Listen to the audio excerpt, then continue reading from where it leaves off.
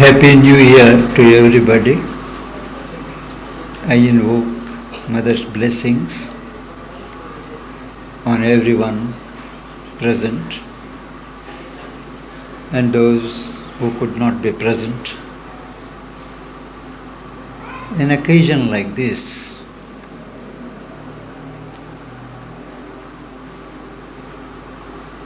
makes us remind ourselves of certain truths of life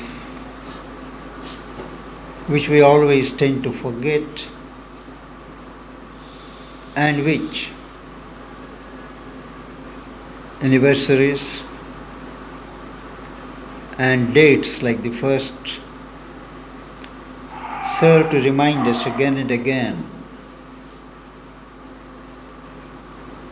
And the 1st of January has a special importance because though it is a fact that every people has its own birth New Year day, in India we have at least 4 or 5 New Year days, still the fact remains that the vast majority of people on earth and in the world treat the 1st of January as the beginning of a new year, a new cycle, and that invests it with a certain significance in the occult dimension. It makes this day a possible point of renewal of our resolutions, point of departure from old movements in order to initiate new movements. There is a helpful force, a guiding consciousness that awaits to help those of us who make a resolution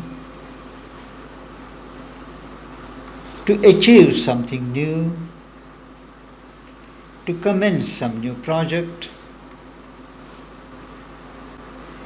And what is most important from the spiritual point of view, when we want to bring about certain changes in our own lives and decide upon it on such a day, such an occasion, there is an unseen spiritual help at our disposal. It is a stale joke that resolutions made on the New Year's day are intended to be broken the next day. It may be so to those who take life lightly, but we do not belong to that category. Life is too earnest for us. Every day that passes reminds us that there is a day less to complete what we want to do. And so, the New Year's beginning is a beginning of a fresh start. There is something concrete, inescapable in the atmosphere in the ashram today, which signals a new cycle of evolution. Mother is dynamically present and every sincere resolution that we make has very good chances of being fulfilled if only we are sincere. We should be sincere, and it is one of the ingredients of sincerity to be conscious. Mother points out that most of us are slaves of time. We are driven by time. We may be ignorant, we may be learned, we may be adepts in certain disciplines, but all of us are in a movement which drives us along. But she says, we don't need to be that. We don't need to be slaves of time.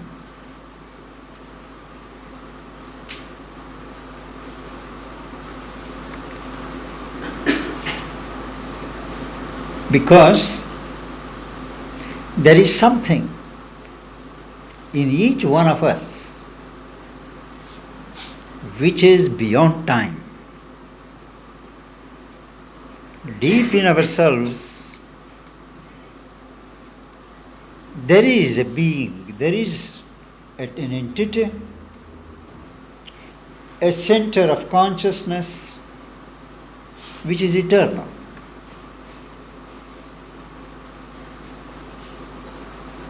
And those who have arrived at a human stage of evolution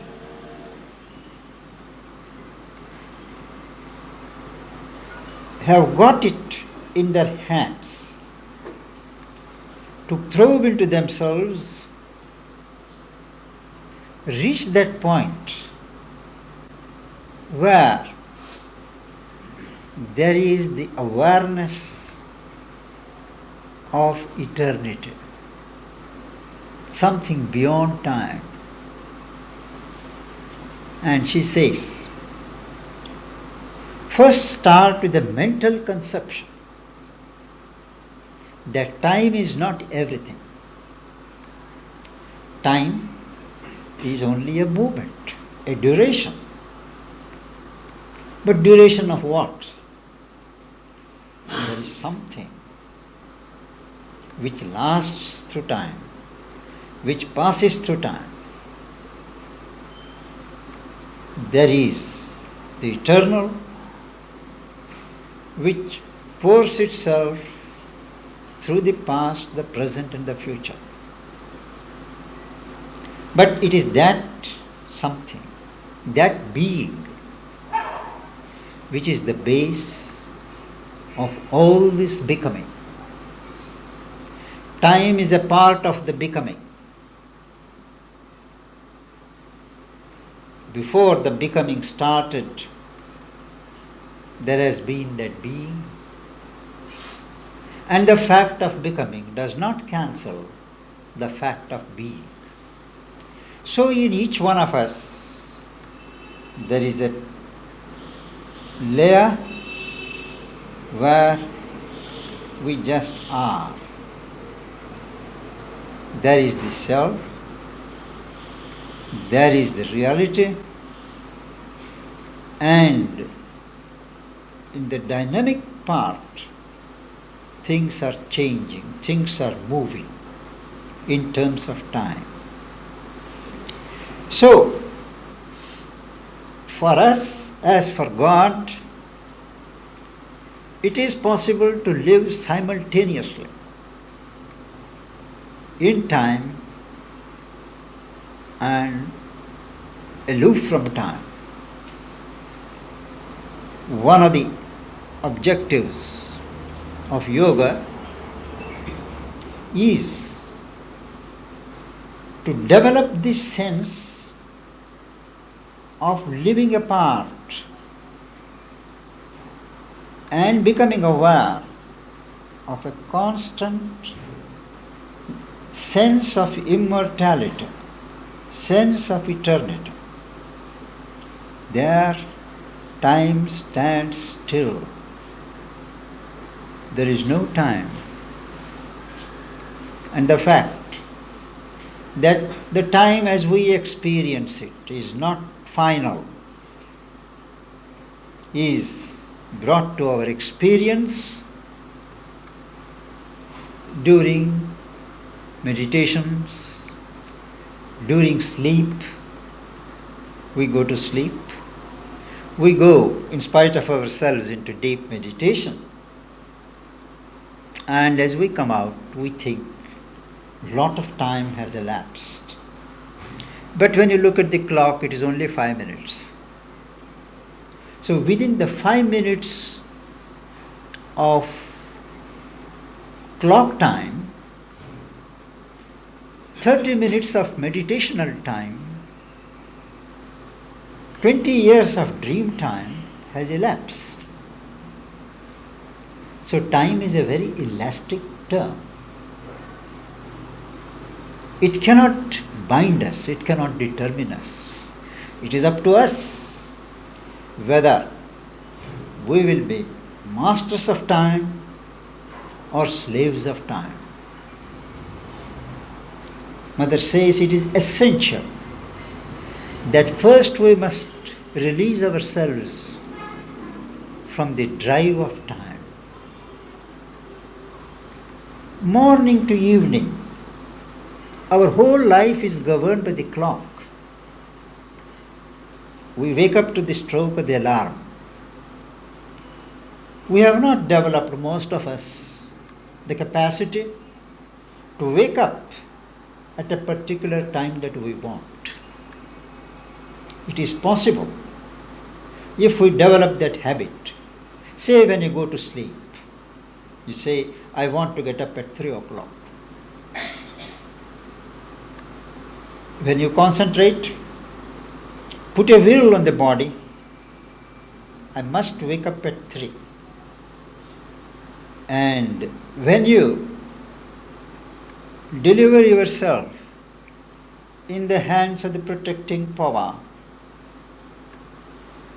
put in a petition to wake you up at 3.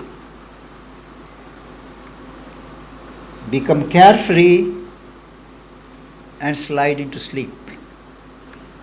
At 3 o'clock,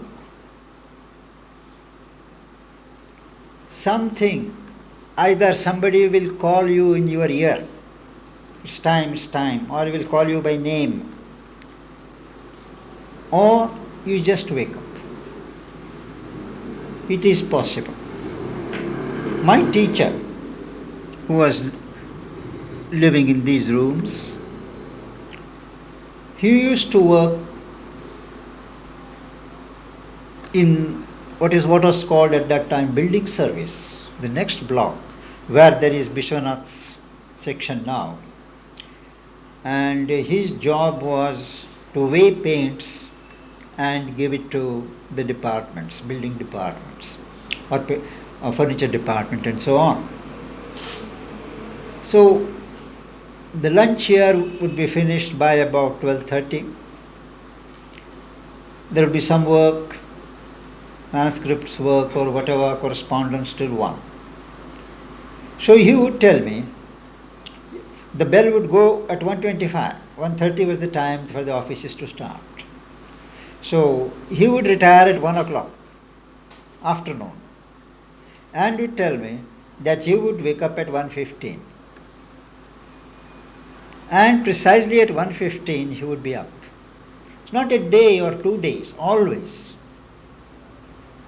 So I asked him, how does he manage to do that? He would smile and say, you will learn it.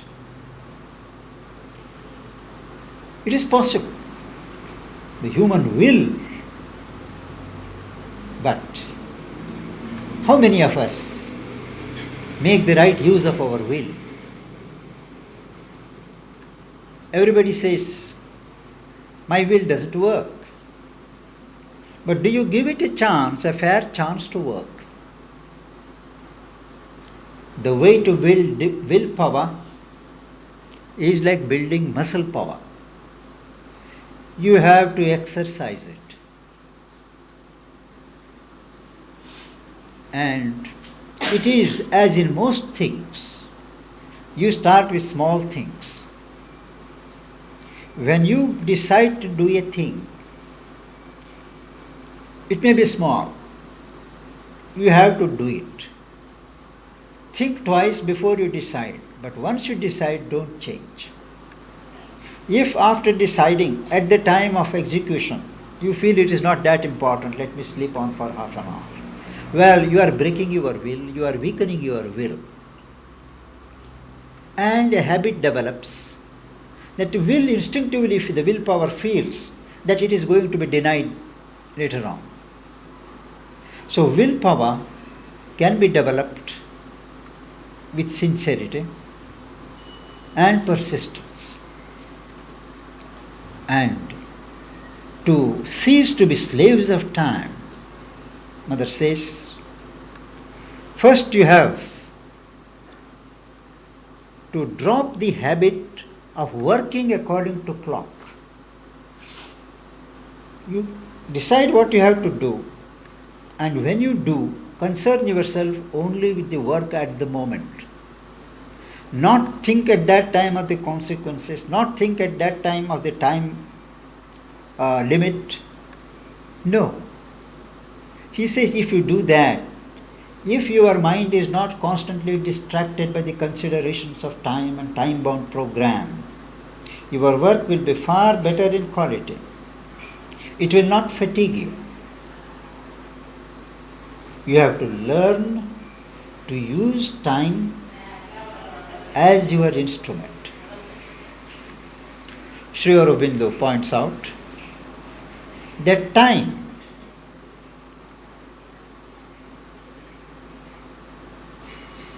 becomes an enemy, time becomes a condition, time becomes an instrument. If you are ego-centered, always believe in your own personal strength and capacity to do things, they say as a go-getter, depending upon nothing else but yourself. He says time gives you challenge. Time acts as a challenge and as an opposition. Particularly in spiritual life, when you depend upon only on your personal effort, time becomes an enemy. Always you find time is passing, I have not been able to do this, I have not been able to do that. And you despair. Then, if you combine your effort with reliance on grace, time becomes both a condition and a medium. And when you learn to surrender yourself, and yourself includes your capacities, not that you will sit idle, but your capacity to work, to exert yourself, laid in the hands of God, then time becomes an instrument. So it is up to you how you utilize time. And time shall not. We have always to remember, time is a tyrant when we are egoistic, ego-centered. Time becomes our servant when you are surrendered and depend upon the grace. If a thing does not complete itself in this time, well, it is the divine will. At that time it is right that it should be like that. Have that faith. Mother says you must always have a long-range perspective, a wide outlook. Don't immerse yourself in local, temporal details like ants. Look from a wider perspective. To fail in a particular work or job does not mean failure of life, failure in life. It may be it is a good contribution towards an eventual success. It spotlights something defective in oneself. That is a matter of personal attitude. And if you keep these things in mind, what is going to be in this year? Everybody asks, how does it matter? For a spiritual seeker, how does it matter whether 1984 is going to be easy or difficult? To each person, the year will be meaningful to his state.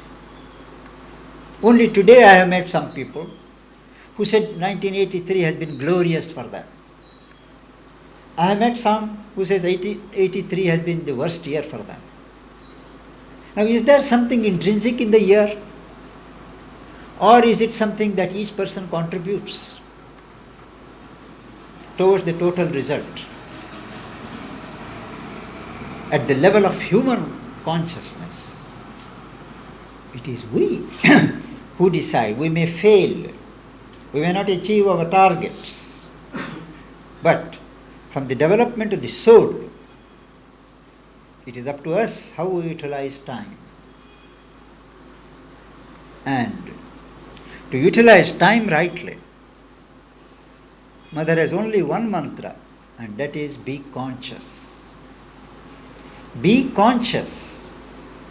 At the moment, 90% we are not conscious. Not conscious of our real self, not conscious of all the elements in the situation in which we are working, not conscious of the direction in which we are being driven,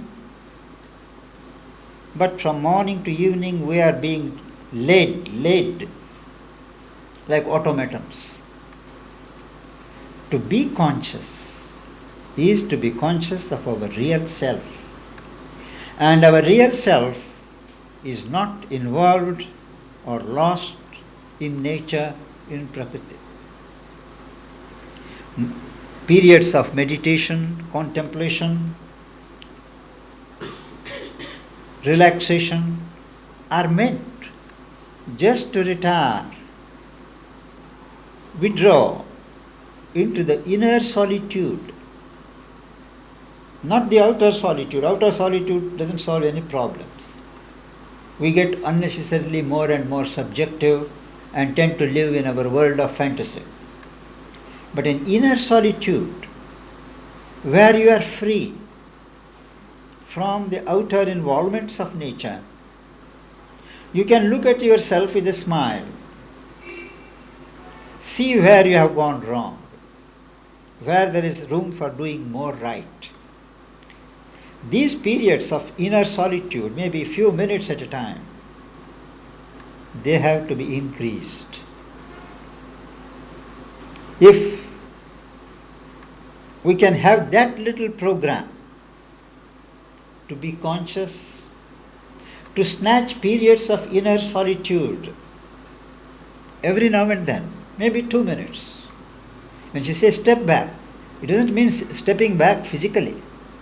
Just a shift of position. And you see the enormous sillinesses into which we are moving. These are small details, but with immense consequences.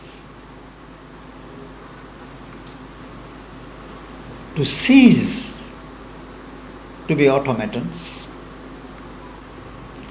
but to acquire mastery over ourselves and as a consequence over our surroundings. It is vain to expect to control the surroundings unless we can control ourselves. The change has to start with the individual. Even in a collectivity like this, the collectivity can create only the environment, favorable environment.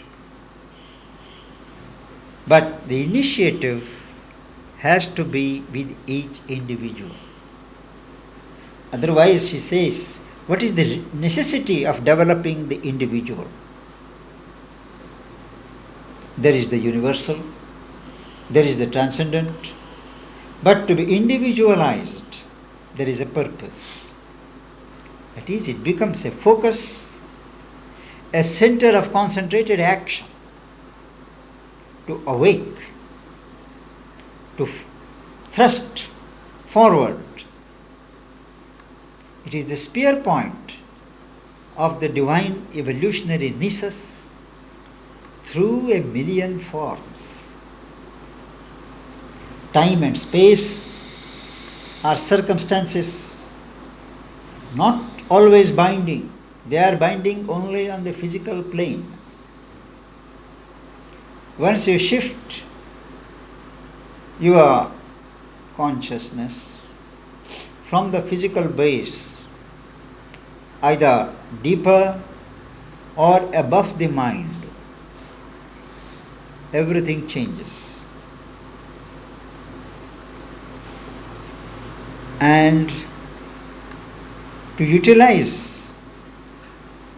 the experiences of each day, to deepen this sense, to organize this movement and stabilize this status in the quietude of the self, in the eternity of the soul, in the immortality of the psychic.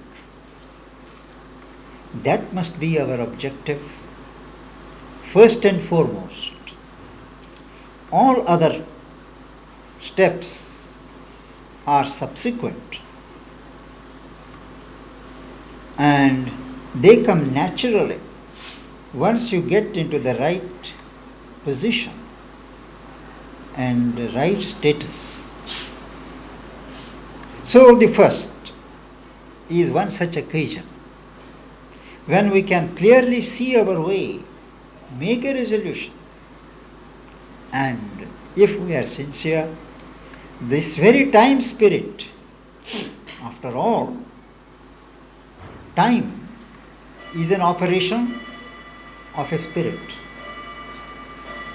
and that spirit has vibrations according to the needs of an era, of an age, and that is called the time spirit, Kala Purusha. And this time spirit is always on the lookout for those who tune themselves to it. If we know what the time spirit expects and wants, and tune ourselves to its requirement, needs, expectations, life will be double quick march. 24 hours will not be enough. We'll always feel, I wish there were 48 hours in a day. The art is to tune yourself to the time spirit.